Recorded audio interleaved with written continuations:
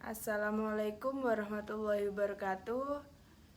Perkenalkan, saya dari kelompok 8 yang beranggotakan saya Dina Anggraini, Eva Diadara Puspitasari, dan Ahmad Heriadi.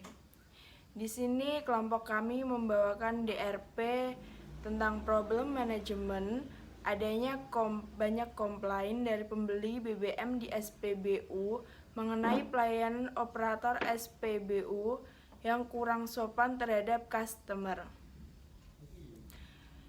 Yang pertama yaitu ada pembentukan DRP, yaitu di pembentukan DRP itu ada apa aja sih? Yuk simak selanjutnya dengan adanya Departemen Layanan Pelanggan. Yang pertama itu ya. Yang kedua ada Departemen Operasional SPBU. Yang ketiga ada Departemen Sumber Daya Manusia. Yang keempat ada Departemen Pemasaran. Yang kelima ada Departemen Keuangan. Yang keenam ada Manajemen Senior. Yang terakhir ada Departemen Hukum. Selanjutnya di sini saya mau menjelaskan tentang analisis resiko. Ada apa aja sih di analisis resiko ini?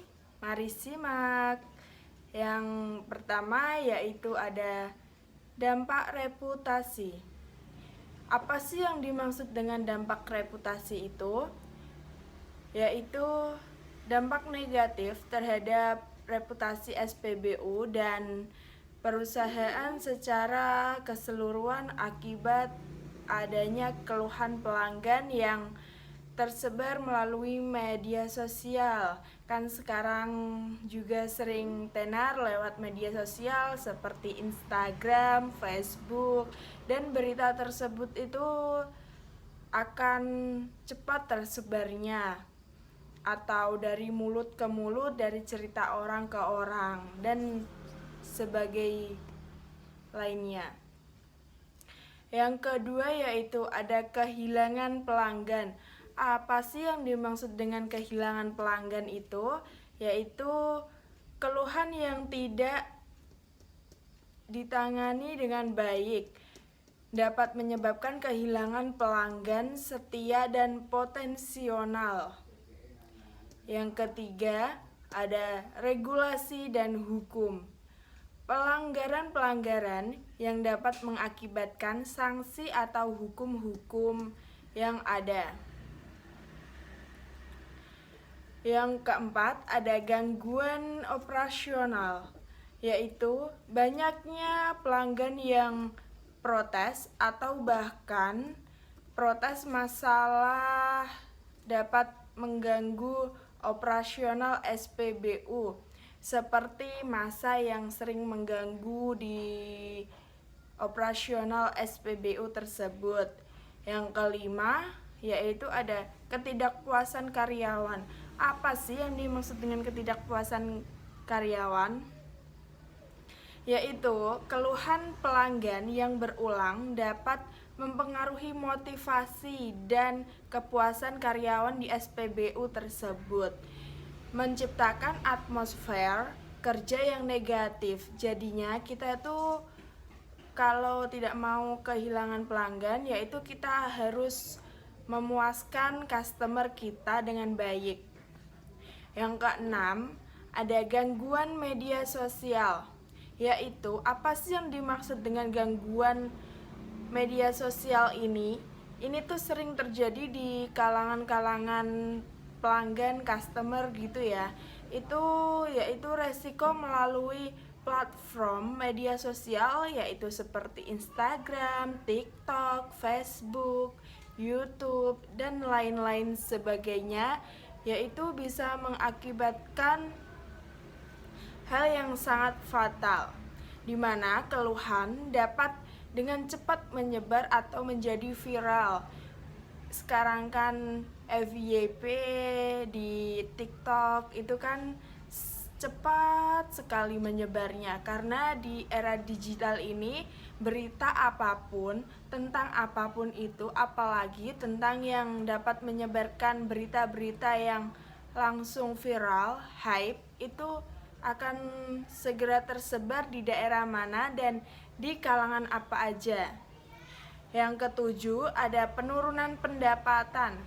Apa sih yang dimaksud dengan penurunan pendapatan? Yaitu pelanggan memilih SPBU pesaing, menyebabkan penurunan pendapatan bagi SPBU yang sedang kita jalankan.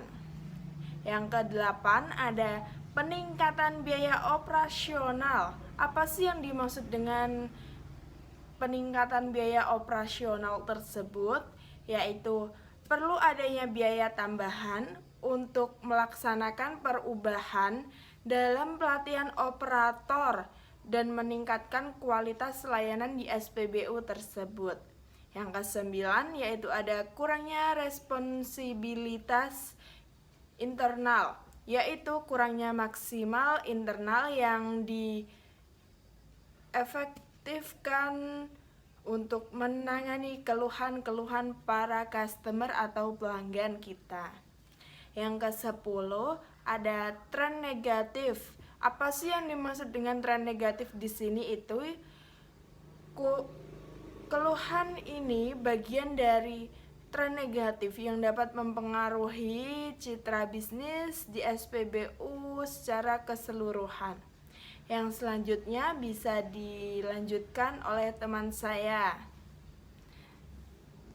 Selanjutnya yaitu nomor 3, penerapan fungsi antar departemen.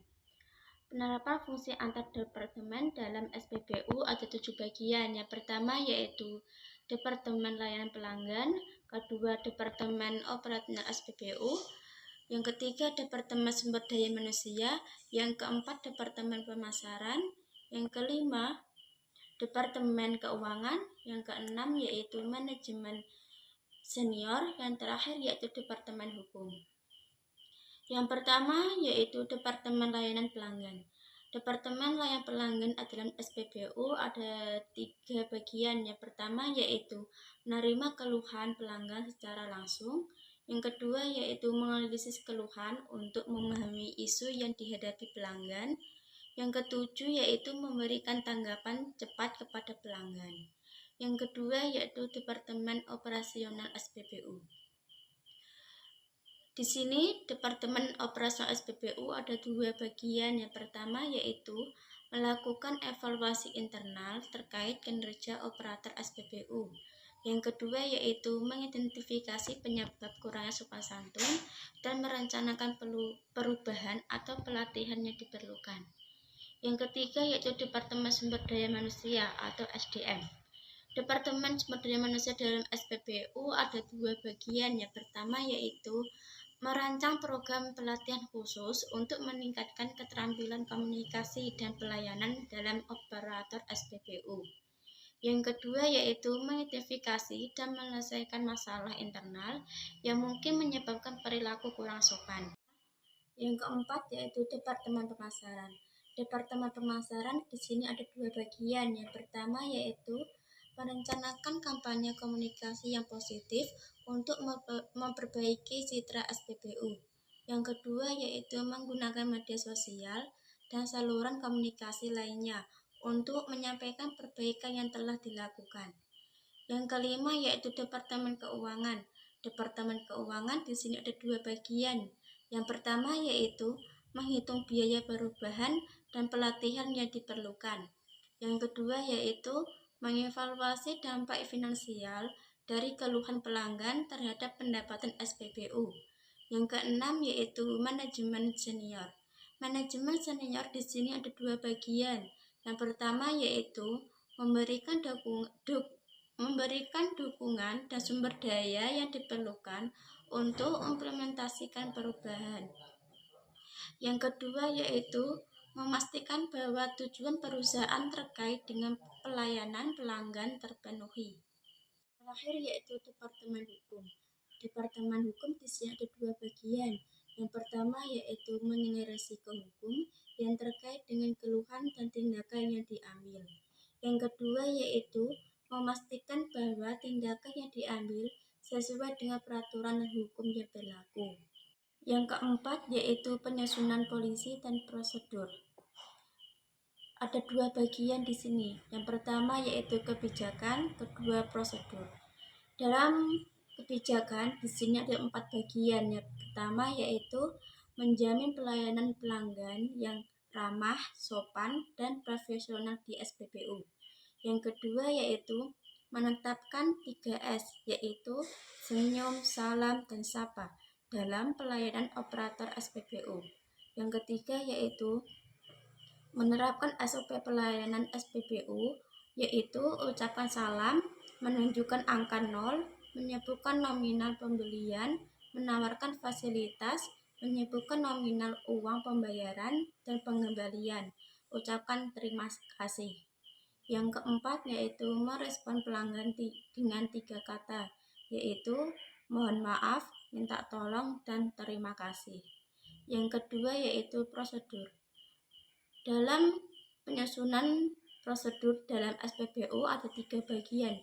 Yang pertama yaitu pelanggan dapat menyampaikan keluhan melalui kotak saran, nomor pelayanan, atau kepada pengawas. Yang kedua yaitu persiapkan format dokumen standar untuk merekam setiap keluhan, tindakan yang diambil, dan hasil evaluasi. Yang ketiga yaitu adanya sanksi yang mungkin diberikan kepada operator SPBU yang tidak mematuhi kebijakan serta perbaikan yang diperlukan. Yang kelima yaitu persiapan. Persiapan dalam SPBU di sini ada 5 bagian. Yang pertama yaitu menyediakan kontak saran dan nomor pelayanan kepada pelanggan. Kedua, berikan pelatihan kepada operator SPBU terkait 3S dan SOP betapa pentingnya pelayanan kepada pelanggan yang baik dan profesional. Ketiga, menyediakan pedoman yang jelas mengenai keluhan pelanggan.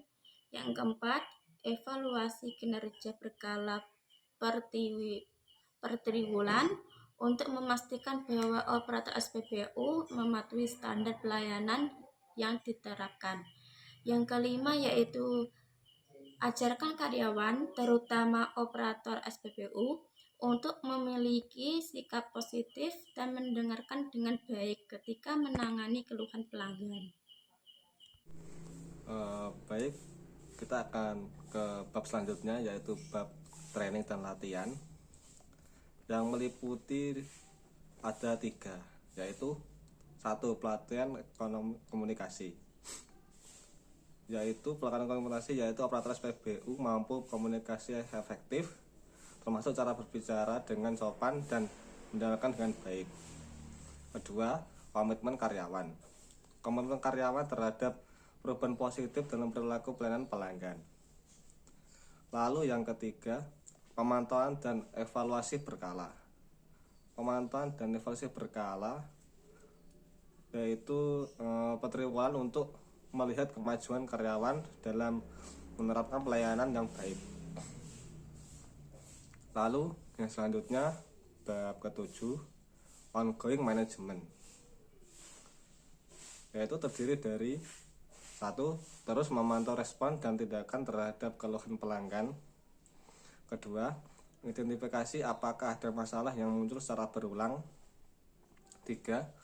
Adanya umpan balik dari karyawan, terutama operator SPBU, mengenai perubahan yang telah diimplementasikan. Keempat, evaluasi kerja karyawan secara berkala per triwulan termasuk aspek pelayanan pelanggan. 5. Audit internal secara berkala per triwulan untuk mengevaluasi keefektifan kebijakan, prosedur, dan pelatihan yang telah diimplementasikan. Keenam, memberikan penghargaan atau pengakuan kepada karyawan yang menunjukkan komitmen terhadap pelayanan pelanggan yang baik. Ketujuh, manajemen senior terus mendukung inisiatif peningkatan pelayanan pelanggan dan menunjukkan komitmen terhadap kualitas pelayanan. Sekian dari presentasi dari kelompok kami. Kurang lebih atau kesalahan tim kami mohon bisa dimaafkan. Baik, saya akhiri dari presentasi kelompok kami. Assalamualaikum warahmatullahi wabarakatuh.